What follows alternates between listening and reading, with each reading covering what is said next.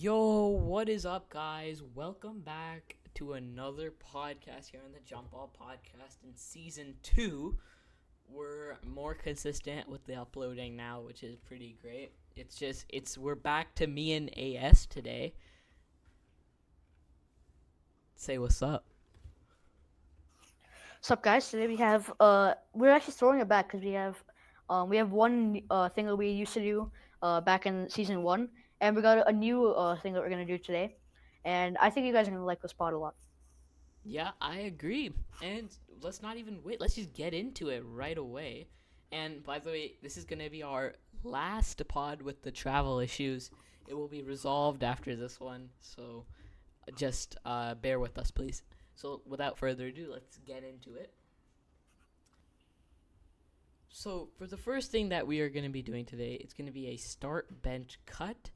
And I will be giving AS3 and he will answer first, and then I'll give my thoughts. And then for the next one, I'll be giving my things first. He'll give it to me, and I'll give my answer first, and then he'll repeat. And that's going to be kind of the system that we follow.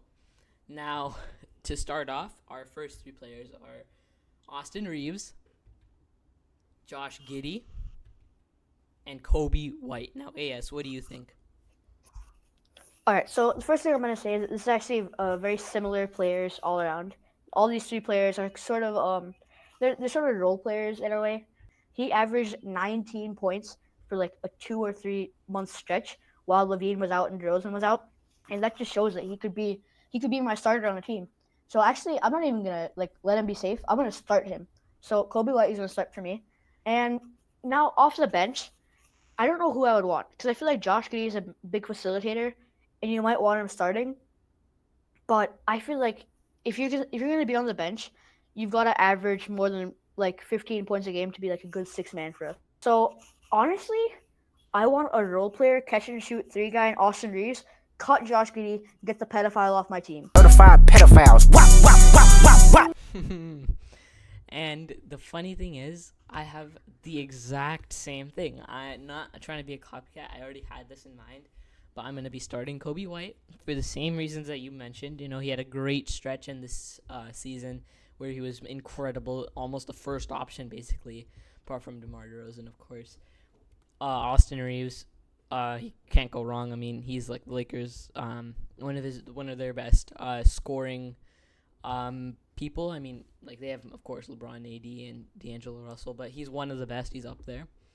And Josh Giddey obviously did not have the best year, so he will be cut from my roster.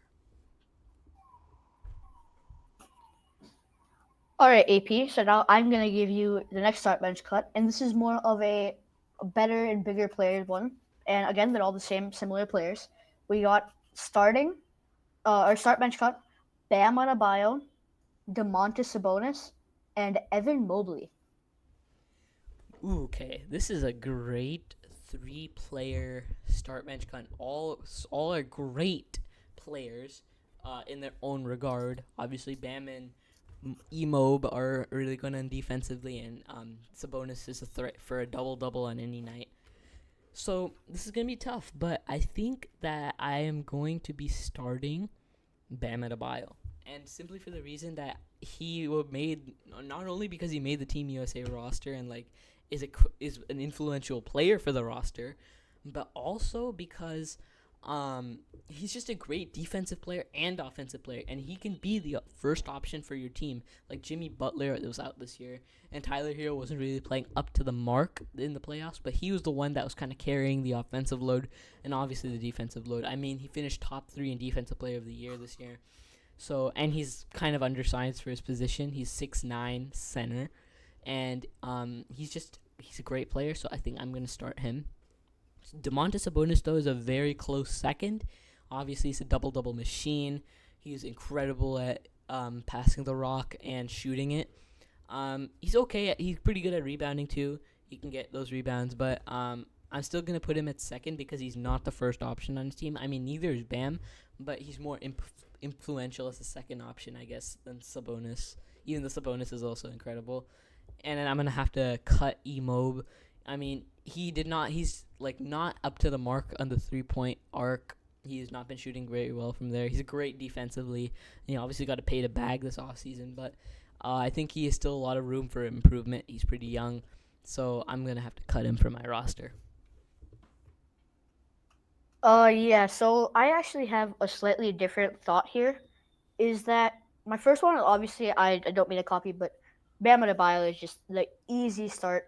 He averaged 19.3 points, 10 rebounds, 3.7% from the free throw, as well as some blocks and steals. So he's the obvious start here.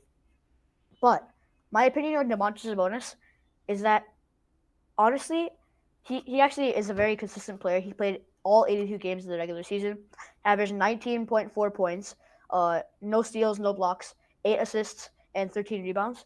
So absolute demon on offense. But here's what he lacks. For a guy who is what, like 6'11", 6'10", how 6'10", yeah, he's 6'10". For a guy who's 6'10", who doesn't,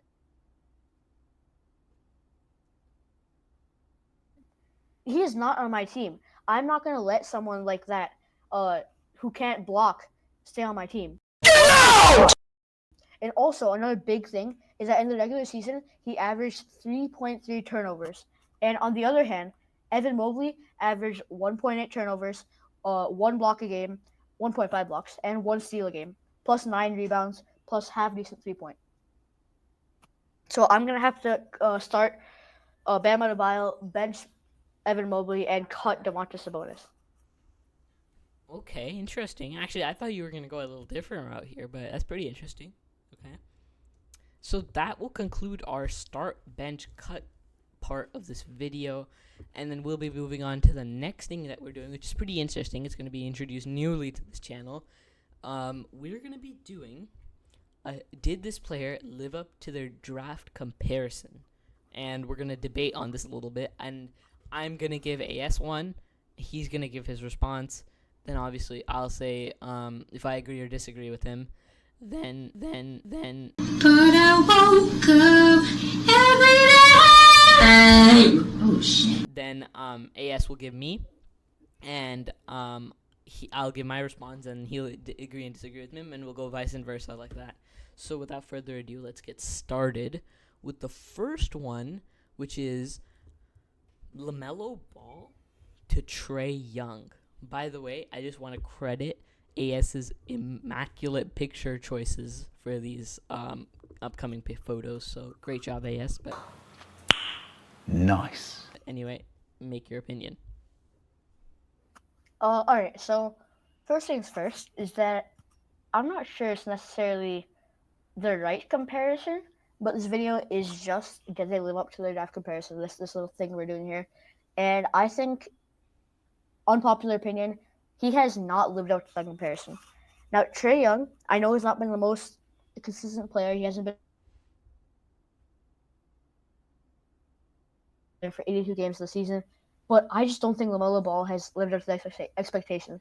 For the past 2 or 3 years, Trae Young has single-handedly carried the Hawks to the playoffs.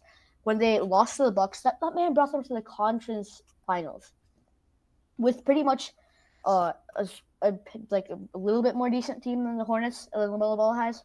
He brought them to the conference finals, and then he brought a team that was banged up to face the Celtics in the playoffs last year. And then I don't know, man. LaMelo Ball hasn't done much. He hasn't stayed on the court a lot, and I on the court, he showed flashes of being like a Magic Johnson type person, who's like a really good assister and flashy guy. But I just don't think he's lived up to that potential. And honestly, with the team he has right now, he's just got to stay on the court. And if he doesn't make it to the playoffs next year with that team that he has right now, which is half decent, I'm surprised that the Hornets still have faith in him. And I think that I think that your opinion is valid. That I think that LaMelo Ball is a little bit too unproven with he's pretty injury prone and all that stuff. And like he needs to really be on the court for a full season, playing good basketball in order for him to really get the recognition he deserves as a star in this league. So I would agree with you on this comparison. Yeah. Now I'm gonna give AP the next one, and then he'll share his opinion, and I'll share my opinion. Now this next one is actually, uh, for this comparison, the the young player who's gonna be compared to like the older guy. Think about the older guy that he's in his prime. So not like his DeAndre Jordan type days where he's just jumping around teams being a bench warmer. Think about it that he's in his prime. Now this is dominating DeAndre Ayton compared to prime Boogie DeMarcus Cousins. Ooh, this is a spicy one. This is a good one. AP, what do you think? Yeah, this is a pretty good one, AS. And you know what? It's not a good one actually because there's a pretty easy answer to this, and this is Boogie, because um, Dom see DeAndre Ayton, like he's like, I mean, like, do I need to really give this man an explanation as to why he's not being picked? Um, for like being living up to his draft comparison, because it's literally because he like there's so many things that you can't like you to say, but you really can't because there's too much to say about this man.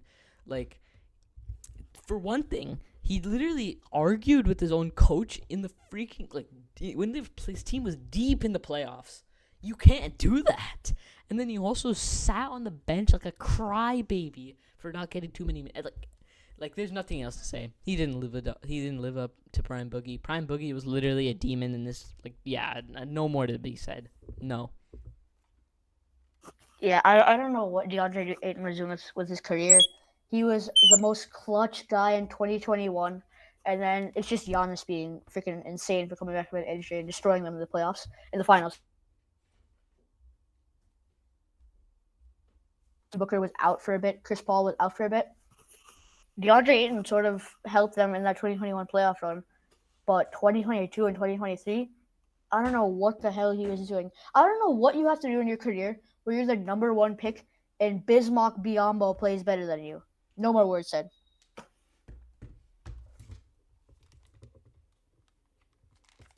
Yeah, that's very true.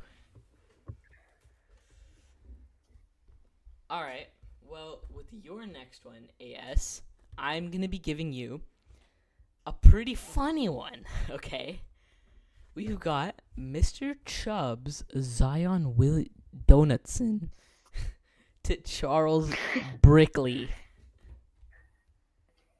Yeah, well, Oh yeah, honestly, don't forget that too. it's just, That thing right there, the donut.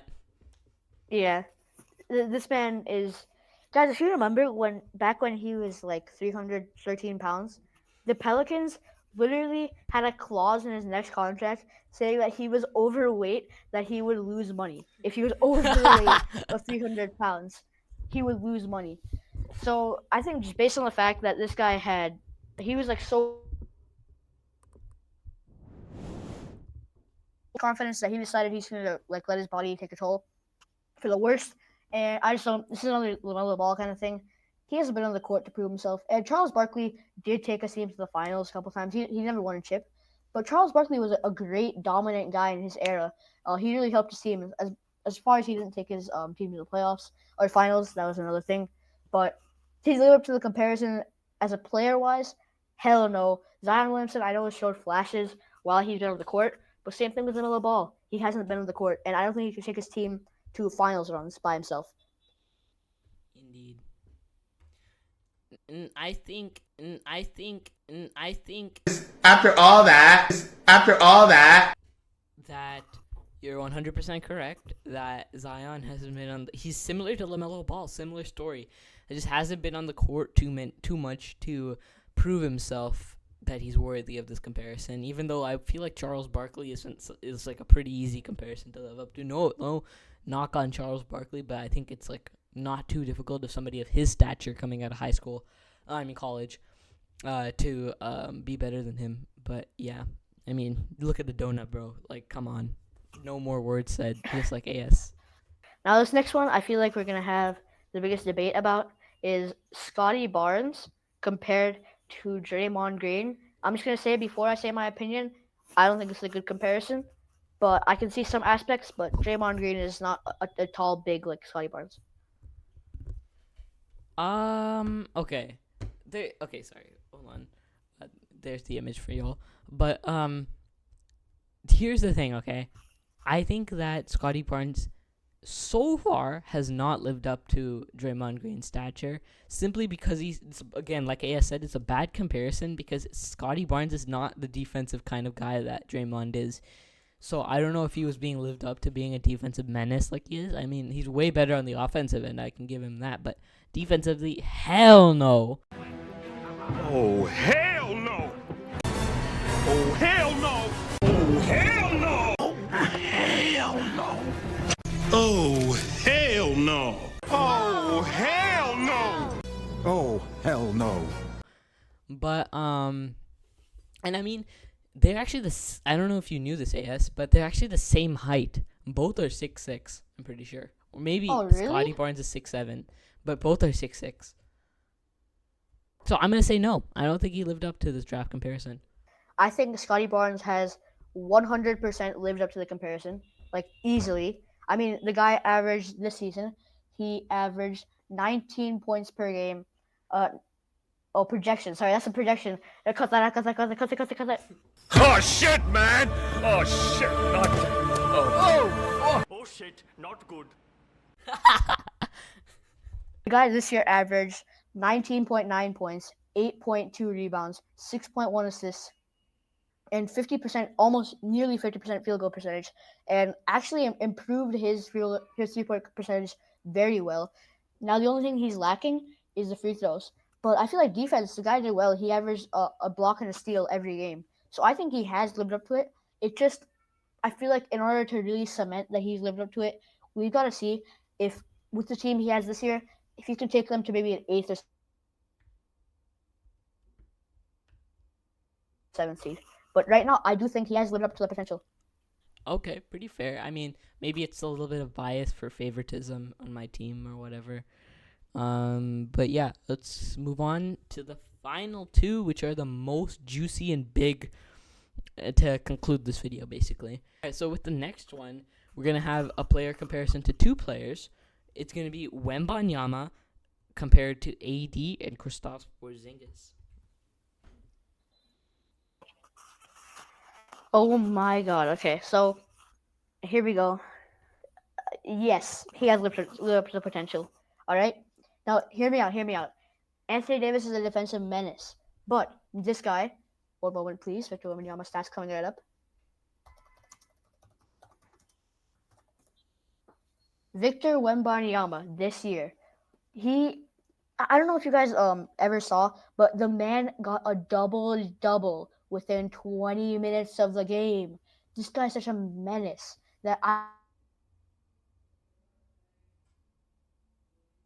the comparison of Porzingis. Now, AD with the defense, I still think we have some to see, but I mean, the guy averaged 1.2 steals, 3.6 blocks, 10 rebounds, and 21.4 points in his rookie season, on top of 80% free throw, 46.5% field goal, and 32% three pointer for a 7'4" guy. I feel like this guy is just insane, and I think with just a little bit of playoff, of me seeing in the playoffs, I think 100% he's lived up to the comparison, and more than that, if I can just see him in the playoffs. But yes, he has lived up to at least half of it, at least. Okay. So I think this is gonna be the first one where I'm disagreeing with you. I know you just disagreed with me on the other one, but I'm gonna say no, not yet. But I guarantee you, 1,000%, I'm gonna have a different opinion at the end of this season. I guarantee it. Okay. But right at this moment, I mean, probably Kristaps Porzingis, but not Anthony Davis. I mean, you cannot take away the amount of defensive accolades that Anthony Davis has and what a reputation he's built around them. And like, people are afraid to drive to the rim when they see this man. I mean, same could be said about Wemby, but I don't think he's fully there yet. Next season, I guarantee it. He will be there, but not this season. So I'm gonna say no, not yet. Yeah, I can see that point. I mean, the guy did average 3.7 turnovers, but yeah, I see it. But the thing where he's definitely gonna live up to the potential next year is 100% true. That this guy, I think will single handedly carry his team to the play-in tournament next year. It's just this season he had the most garbage team of all time. All right, now for this next one, I'm gonna tell AP, and this is Paolo Banchero to Julius Randle. They're very similar players, big power forwards and strong guys. AP, what do you think? I'm gonna say yeah. I think he did because Julius Randle is like I feel like people forget about Julius Randle, and they for every right they should forget about him because he's the most like average player that there is, and then he just gets injured on top of that, which makes him worse. So like he's a pretty average star. I wouldn't say he's a role player, but he's a star, but he's average at it. Like he's very average or below average for a star. Okay, which almost makes him a role player, but he's not a role player. But I think Paulo has already taken that upper echelon step to become closer to like a superstar almost for his team. Him and Franz Wagner, obviously. I know he had help from Franz Wagner, but they took the Magic to the playoffs this year and had a good run. I mean, they did get first round exit, but I mean, they had an okay They took run. it to 7. They took it to 7. Indeed, they did take it to 7. So they had a good run in the playoffs, I guess, for their first time in a long time that they were back there. So I'm gonna say yeah, I think he did. And just back to us agreeing on the up to this comparison, I would like to see him now with a slightly better team with KCP and some other pieces. I would like to see him take him further than the first round because I feel like they had it in him with Donovan Mitchell being a bit banged up in that season, in that series. Sorry, I feel like they could have gone past, but I think Paolo Banchero has, with him having two very good years back to back. Julius Randle has just. I think this is more Julius Randle being worse than Paolo Banchero, and not Paolo Banchero being better than Julius Randle. Yep, and yeah, and then that's gonna be our last comparison, and that's gonna conclude today's pod. Yep, I would say so too. This pod should come out soon, relatively soon. So, yeah, I think apart from that, that's all we have from us. Peace. Peace.